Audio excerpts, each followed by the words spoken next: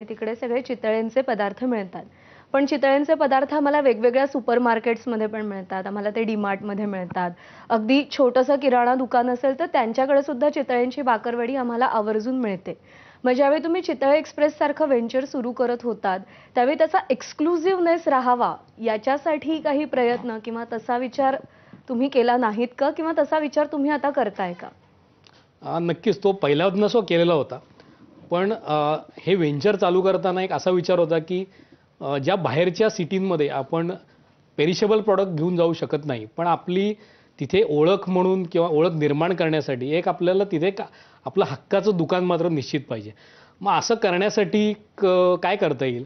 मग हा विचार आमच्या डेअरीच्या जेव्हा 75 वर्ष तेव्हापासून चालू झाला होता आणि ॲक्च्युअली हा अंमलात आणायला जवळ त्यानंतर 3 वर्ष लागली. जेव्हा विचार आला तेव्हा असं लक्षात आलं की हे फिजिबल नाही आहे.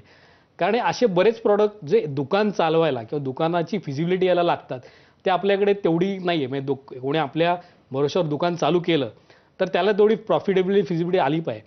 मग त्या अनुषंगाने मी बॅकवर्ड इंटिग्रेशन करून मग आपली जी आधुनिक पारंपरिक मिठाई आहे ती आधुनिक पद्धतीने पॅकिंग करून ती जास्त काळ टिकू लागली.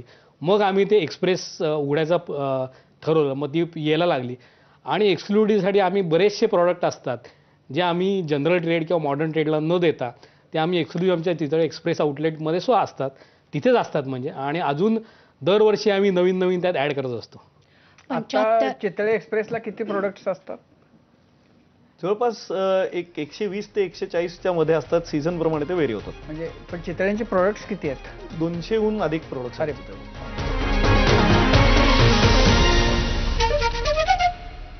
लालबाग